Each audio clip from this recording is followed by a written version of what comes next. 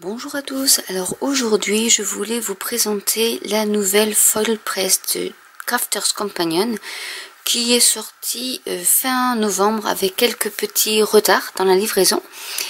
Et en fait, qu'est-ce que c'est? C'est une machine qui chauffe pour vous permettre d'imprimer du foil sur vos créations, que ce soit de la cardstock, de l'acétate, de l'organza, des rubans en satin, du coton, du simili-cuir et plein d'autres supports. J'ai acheté cette machine avec un lot, donc où il y avait des stamps, comme ils appellent, je vous montrerai plus tard. Et du coup, là, je vous montre juste, lorsque vous achetez la machine toute seule, ce que vous avez à l'intérieur. Donc, vous avez déjà la machine qui se compose d'une base et de cette petite plaque avec donc en revêtement silicone qui va chauffer, et ces plaques là que vous allez ensuite insérer dans votre Gemini Junior, puisque cette plaque là est adaptée à la Gemini Junior et non pas la grande Gemini, mais je vais vous en parler un peu plus tard. Avec est également fourni le cordon, donc la prise anglaise, mais également le cordon de la prise française. Donc on la branche comme toute machine électronique avec ici le branchement en 3 phases, et ensuite je vais brancher, je vais brancher ma prise à ma multiprise. Donc une fois branché, vous avez un bouton ici on off, donc il faut appuyer dessus, donc ça sonne, elle est allumée. On va attendre que ça chauffe parce que c'est vraiment la première mise en route, donc il faut attendre que ça chauffe ma plaque, et il faut attendre que le premier bouton soit allumé en vert. Donc je vais appuyer sur le bouton power. J'ai les LED qui s'allument, donc là c'est pour programmer la durée de chauffage. Dès que c'est chaud, la petite lumière ici s'allumera et donc correspondra à notre température basse, qui est pratiquement pour tout, sauf pour tout ce qui est multi-surface foil roll, et pour le simili-cuir, pour le coton. C'est surtout pour celui-là. Après, le reste, donc vous avez la cardstock en 300 grammes, en 350 grammes, les cartes perlescentes, le vélum, les cartes miroirs, l'acétate, le simili-cuir, le coton et les rubans en satin. Donc tout ça, c'est en température low. Voilà. C'est vraiment très simple à savoir. Donc ensuite on utilise souvent celui-là. Donc là ça commence à chauffer, je le sens. Donc dès que la lumière verte sera allumée, je vais pouvoir programmer en fonction de ce que je voudrais faire le temps pour ensuite appliquer mes foils. En attendant que ça chauffe, je vais vous montrer tout ce qu'il y avait avec la machine. Donc il y a déjà un rouleau de foil doré. Il y en a 5 mètres. Alors, il y a plusieurs sortes de foil. Vous avez le foil Papercraft et il y a le foil multi-surface. Donc, moi, j'ai pris que du foil Papercraft pour le moment. Le multi-surface sert pour tout ce qui est ruban, organza, coton et simili-cuir. Je vais vous montrer ce qu'il y avait avec. Donc il y avait ce rouleau de foil, il y a une pince qui est aimantée. Donc je vais vous montrer sur les fameux stamp background. En fait, vous prenez votre background pour pouvoir ensuite le poser, et c'est surtout bon pour le poser si vous voulez, mais c'est surtout lorsqu'il sera chaud pour pouvoir le prendre et le poser sur le tapis de silicone qui est prévu Comme ça, il refroidit sur le tapis en silicone. Avec ce tapis en silicone est livré aussi 2 doigts. Alors hop, ça se met comme ça pour pouvoir prendre votre machine sans vous brûler si vous craignez la chaleur. Et ensuite, il y avait avec un lot. Donc ici, c'est les Foil Stamp and Cut Die, puisque on peut appliquer du foil et il va couper en même temps le cadre. Vous avez également un coin. Et sinon, vous avez les Foil Stamp Dies qui ne servent que à appliquer du foil, on va dire.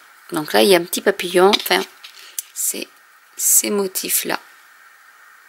Donc, Happy Birthday, le petit papillon et la petite volute. Donc, voilà les 3 dies différents que l'on peut trouver sur le marché, donc sur le site Crafters Companion. Donc, des backgrounds, des Stamp and Cut dies et les Stamp dies. Voilà.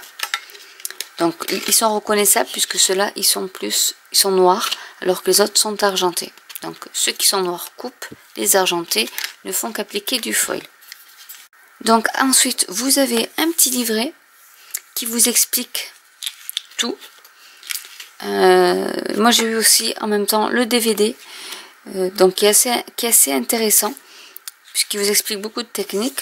Donc là voilà, ça vous montre, vous l'avez en français, hein. Ça vous montre comment utiliser la machine et surtout, donc ça c'est la première chose que je vais faire, c'est que je vais le photocopier et me le plastifier parce que c'est vraiment la charte, si on peut dire, de tout ce que vous avez besoin de savoir. C'est-à-dire si vous utilisez de la cardstock en 30 grammes, il faut mettre en température low, c'est-à-dire celle-ci. Et avec le temps que vous devez régler ici, donc il y a les small die, les medium die et les large die. Donc je vais aussi parler de ça. Alors qu'est-ce qu'un large die? Le large die, c'est celui-ci, c'est le plus grand. Il prend toute la plaque. Le small die, c'est celui qui va prendre que 1/3 de la plaque. Et le medium va prendre les 2/3 de la plaque. Voilà comment on peut différencier facilement les différentes tailles de die. Donc j'ai pris dans le même style, je me suis fait ma petite réserve de foil parce qu'apparemment le foil de chez Gina Kay ou de Heidi Swap ne fonctionne pas sur cette machine. Je testerai pour voir quand même parce que j'ai plein de rouleaux. Mais bon voilà, donc du coup j'en ai pris quelques-uns. Là j'ai pris de l'holographique en fait, ma paillette. Ici c'est de l'holographique simple argenté. J'ai pris un autre holographique à paillettes beaucoup plus grosse. J'ai pris le doré, même si j'en ai un, j'en aurai 2. J'ai pris du bleu. Mais celui-là c'est du traditionnel on va dire, donc c'est pas vraiment pour la foil press. Et j'ai pris un je pense que c'est du rose gold. Donc voilà à peu près tout ce qu'il faut savoir sur cette machine. C'est vraiment une introduction à l'utilisation de la machine. Je reviendrai pour faire des vidéos les différents die et stamp, parce qu'ils appellent ça des stamps, même si c'est pas des tampons. Donc je vous montrerai comment faire avec ces fameux stamp foil stamp dies. Il faut que je m'habitue au terme. Et les foil stamp and cut dies qui coupent. Et par la même occasion, je vous ferai aussi quelques tests sur des sachets en organza et sur du ruban en satin puisque j'en ai. Donc vous voyez, c'est un peu long pour que ça chauffe. Là je le sens, ça chauffe bien. Mais c'est pas encore suffisant parce que la petite lumière n'est pas verte. Et ça ne sera que quand la lumière sera verte que vous pourrez je pense pas que je puisse... Oui, je peux le faire. mais il faut que j'attende que ça soit... quand ça sera vert, j'appuierai sur Start. Et là, je pourrai mettre tous mes accessoires et ensuite je le passerai directement dans la Gemini. Donc j'espère que cette vidéo d'introduction vous tiendra en haleine pour la prochaine vidéo où je vous ferai des tests, puisque c'est ça qui est quand même le plus important. La mise en route de la machine n'a rien d'extraordinaire, mais je voulais quand même vous montrer déjà en quoi consistait cette machine qui en fait chauffe. Donc elle chauffe le die, le stamp. Du coup votre foil commence à chauffer et ensuite vous mettez votre cardstock et vous avez, j'ai oublié, voilà, c'est prêt. Une plaque métallique, donc celle-ci sert pour tout ce qui est die cut, pour ne pas abîmer votre insert en plastique qui sert de sandwich pour votre Gemini Junior. Pour la Gemini, la grande Gemini, il vous faut l'extender qui en fait ira très bien ici, puisque celle-ci, je vais le faire, je vais éteindre pour qu'il n'y ait pas de souci. Celle-ci va parfaitement ici. Mais pour que le sandwich puisse être pris dans la grande Gemini, il vous faut celle-ci qui va s'intercaler ici et ici. Et comme ça, la machine prendra tout le sandwich. Parce que celle-ci est trop petite et la grande Gemini ne prendra pas le sandwich. Tout simplement. Donc si vous n'avez pas la Gemini Junior, vous n'êtes pas obligé d'acheter la Gemini Junior. Si vous avez la Gemini, la grande, il suffit juste de prendre la plaque qui coûte à peu près 14 € et de l'insérer et ça marche aussi bien. Donc voilà, j'espère que cette vidéo vous aura plu. N'hésitez pas à commenter si vous avez des questions. N'hésitez pas à liker, à vous abonner ou à cliquer sur la petite cloche pour être tenu au courant des nouvelles vidéos. N'hésitez pas à vous abonner également à la newsletter de mon blog où je mets quelques petites informations. Et je vous dis à très bientôt pour la suite de l'explication de cette jolie machine. Bye!